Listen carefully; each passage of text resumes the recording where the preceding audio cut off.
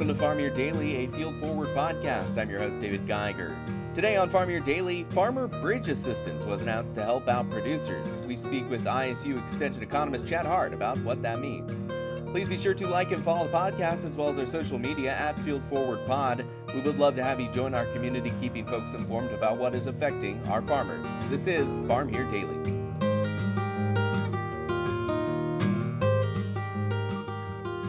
And joining me on Farm Your Daily, we're going to take a look at some of the help that's going out to folks out there in the agriculture community. To do so, we have with us Chad Hart, ISU Extension economist. With us, Chad. It's been a while since we've talked to you again. Hope you're doing well and things are going well. And I'm kind of here to talk about this Farmer Bridge Assistance that is kind of in the works. I don't think there's real data or news on what exactly it is, but we do have about 4 years ago, the time when there was similar assistance sent out, or the idea was similar.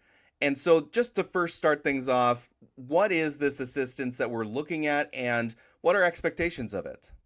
Well, in this case, the administration has set aside $12 billion. We know that 11 billion of it will be in this farmer bridge assistance, and that is being directed towards row crops. So the idea is that if you farm a row crop like corn or soybeans, wheat, and on down the line that receives, let's call it normal farm bill program payments, then you're going to be eligible to part of this 11 billion. Now, the other $1 billion has been set aside, and it's for basically commodities that aren't covered by that farmer bridge assistance. So we're looking at specialty crops here. Sugar would be in this mix. One of the questions I have is, will livestock be in that mix? Because Right. if you think back to, the the last time that the Trump administration provided the MFP payments, we did see some of those flow to livestock due to the tariff damage there. I'm interested to see. It wasn't in the announcement today, so I've been looking at not only the press release that USDA had, but went through the transcript of what the president and Secretary Rollins laid out there. Livestock wasn't mentioned, so I'm interested to see, will livestock be part of this 12 billion, or might we see something coming down the line later on for livestock? I absolutely want to touch on that topic, but before I do, just to make sure we're all understanding what's going on, what is the difference between what we're seeing here in this assistance versus what we saw 4 or 5 years ago during the pandemic when assistance was sent out to farmers? Okay, so in this case, this assistance is being laid out for some very broad reasons. So if you think back to the MFPs during President Trump's first term, that was specifically for trade. If you think about the COVID assistance that we got during 2020 and 2021, that was due to the market disruption that COVID created. Here, these payments that we're talking about with this $12 billion is due to a combination of factors. We're pointing to not only the disruptions that were caused by the tariffs and trade disruptions, but we're also looking at some income support due to the low prices we've been seeing across agriculture. Also, the high input costs that many of our row crop producers have faced here. And so these payments are being used to create, well, I guess I'll say it this way, to cover a variety of ills that have happened within the ag economy over the past couple of years. And just to clarify, I at the time, because I could be misremembering, it's been quite a few years, but at the time I also recall there were similar tariff things going on right as COVID hit. So it was kind of both were combined. You're saying there was never really a mention about tariff or trade disruptions, and it was primarily said to be a COVID response for that 2020 2021 aid assistance. Yeah. So in this case, I want you to think the MFPs that we received back in 2018, 2019, those were definitely tariff related. And some of those did extend into 2020. But when you look at the what were known as the CFAP payments for the COVID payments, those weren't related to tariffs, but those were much more directed towards, we did see a significant, let's call it downturn across not only the ag economy, but the general economy as COVID wrapped its way around the globe. The CFAP payments were to fill in that financial hole that was created during the outbreak.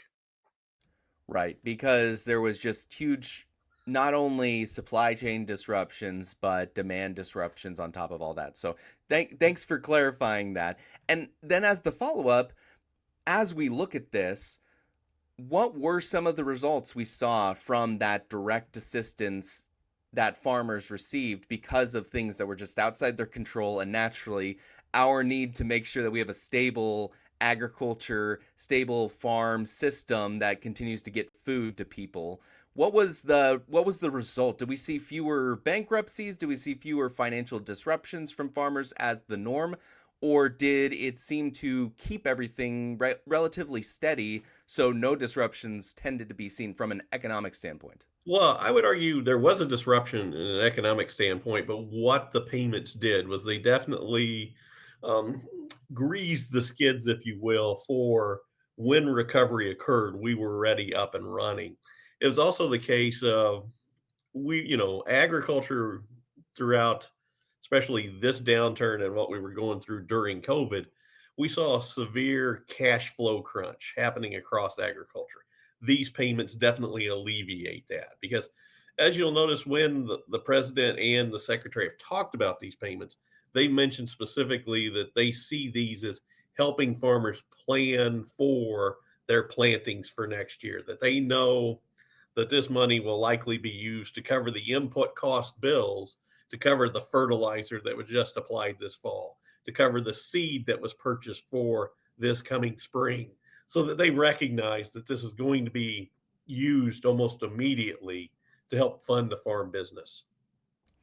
That is a really interesting point to make because I have heard there are concerns that there are some companies who have wised up to the idea that farmers are going to receive payments like this and have the experience of what they saw in the past. And so, while the input costs are a big problem for farmers, they might not really receive too much relief because folks might just raise prices alongside the assistance. Is that a concern, and or are there ways to prevent that from affecting the farmer?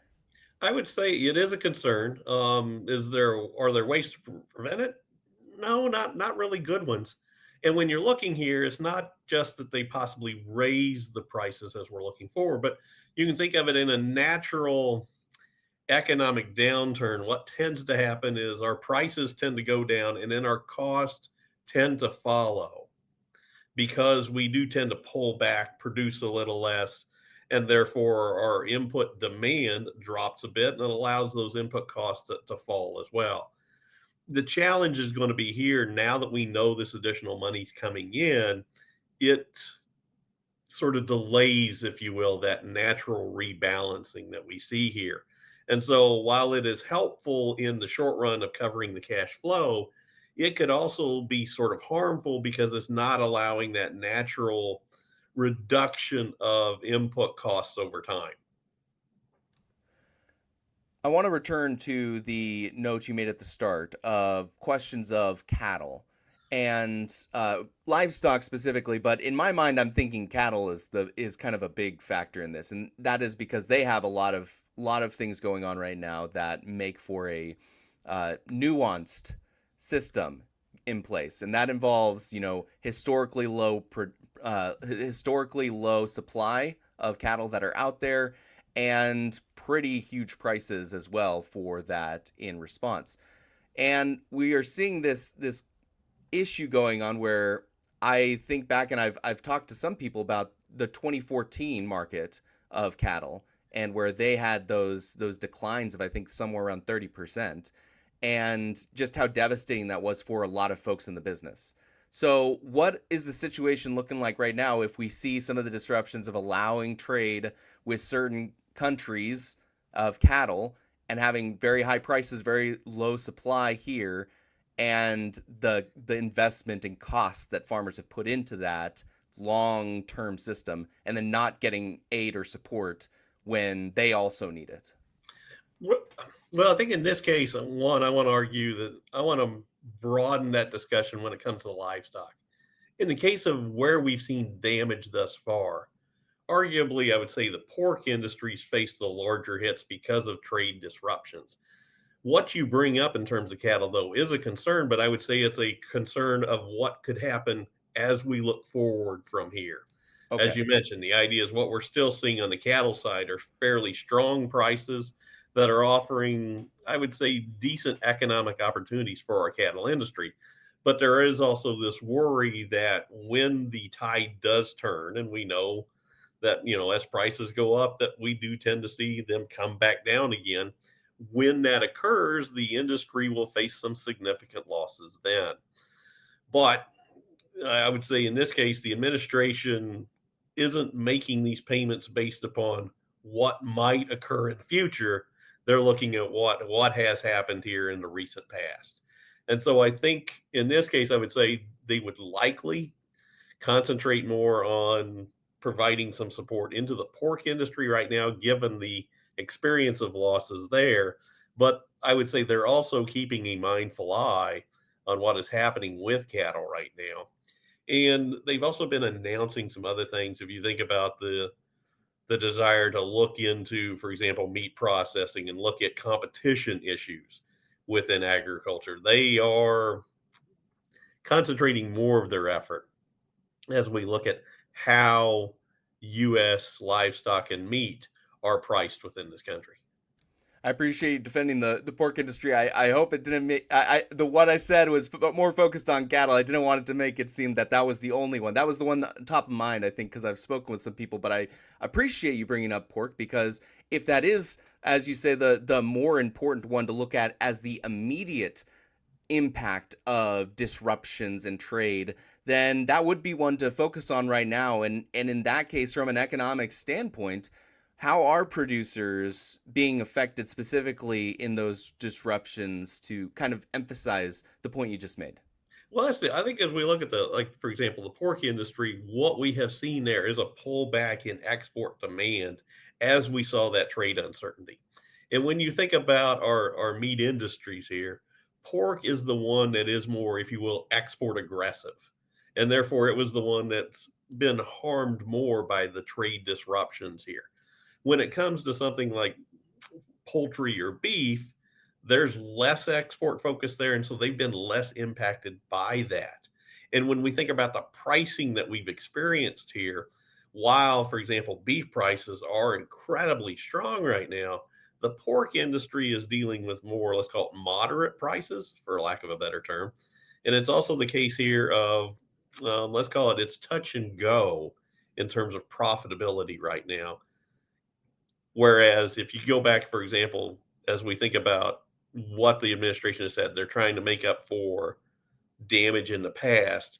The pork industry suffered one of its worst financial years in 2023 and didn't receive any additional support after that. So I think you could see that being used as a reason to provide some support to the pork industry.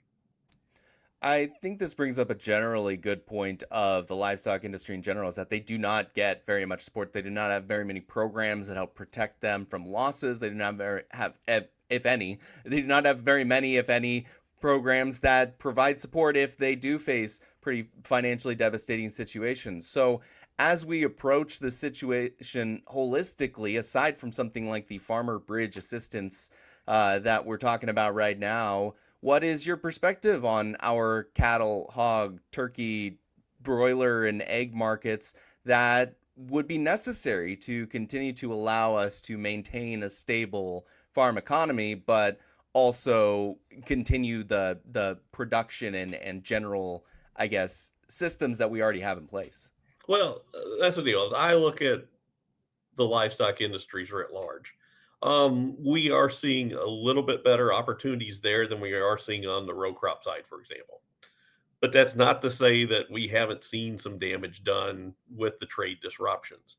But it's more a matter of, and you sort of brought this up when we were talking cattle earlier, we want to make sure that we continue to provide incentives for the industries to continue to grow and to innovate to meet consumer demand out there. And that has been one of the interesting things as we look at the meat markets here is that, for example, on the beef side, one of the things that has led to the strength of that we've seen in prices is that consumer demand for beef remains incredibly strong.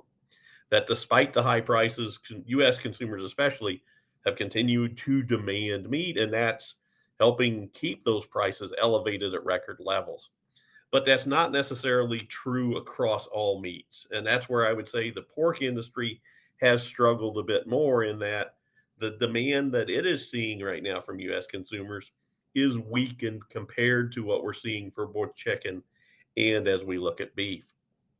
And we've also seen, within the egg industry, it's been more of issue of the supplies there, the problems that we've had with high path avian influenza over the past few years that have created significant price swings that have impacted consumer demand for eggs. That's an interesting concept as well, because I recall part of the reason why we have had some of the situation in cattle as well is because during COVID, folks had to keep their cattle on feed for a little longer, and they found that the cuts were so much better, and people were willing to pay more price for those better cuts.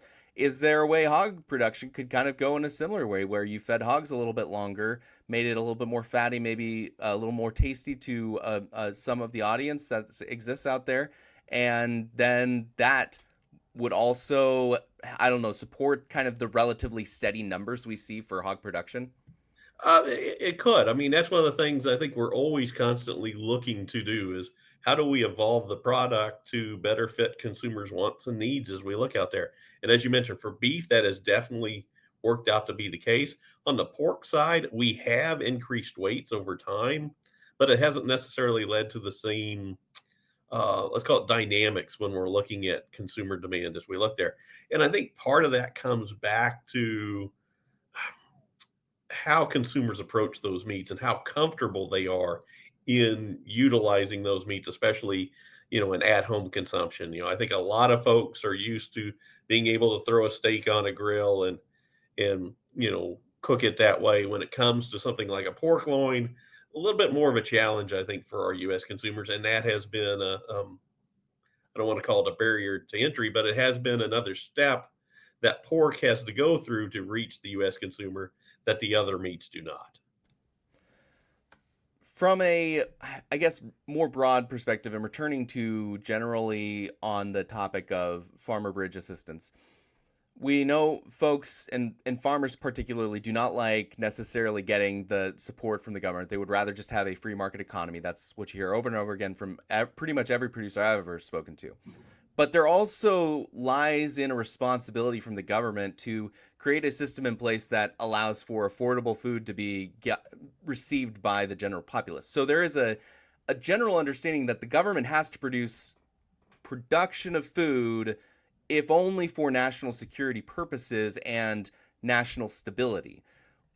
As we move forward and continue this conversation, what do you think of that idea? Is that correct? Is that incorrect? Is there many pathways that could go? Like, just from your perspective of observing agriculture economics, how does that come into play?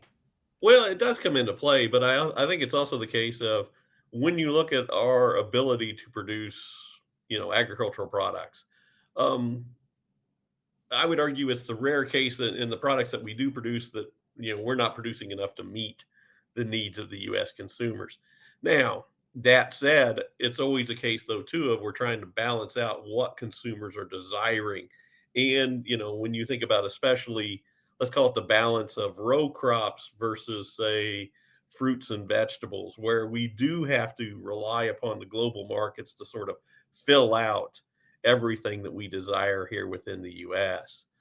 Um, so as we're looking here, I would argue the support we're talking about with the farmer bridge payments, and the reason I think they use the word bridge here is that they see these as a sort of a 1 year only boost to agriculture that it had to come about because I would argue in this case they believe the agricultural markets can deal with the agricultural policies and trade policies that are being set up once they're firmly established and in place.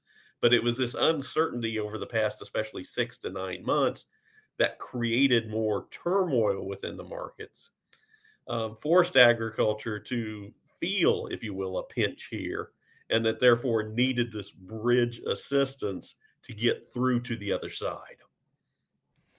As you talk, and as a concluding thought here, as you talk with folks and as you look at your own research and the economic systems that you watch, what else is necessary? What else is something to watch for that you would recommend aside from something like farmer bridge assistance to stabilize some of these markets or make it so that farmers can get through some of these transitionary periods without feeling too much of a pinch or having too many casualties business wise of the system?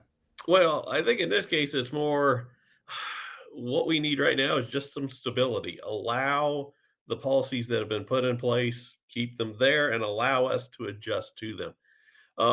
We've been through a period of rapid change over the past 9 months here when it comes to not only U.S. policy but international policy, and so a lot of farmers, let's go back to, as you mentioned here, they want to receive their income from the marketplace. And one of the biggest things I often hear is just tell me what the rules are, and then I'll figure out how to play the game. And I think that's where we would like to be. It's not that we necessarily need new programs in place, it's more we need some stability in policy, and then the markets can adjust to those new policies. Chad Hart is the extension economist for Iowa State University, joining us on Farm Here Daily. Chad, always a pleasure to speak with you. Really appreciate it. Hope to talk to you again, and thank you for joining us. Thank you. This is Farm Here Daily, a Field Forward podcast. Thank you again for listening. In order to continue to produce this type of local content, we would love to have you join our community, so please follow the podcast as well as our social media channels at Field Forward Pod. You can also find me on social media at Geiger Reports. Again, I am your host, David Geiger, and I'll be back again tomorrow.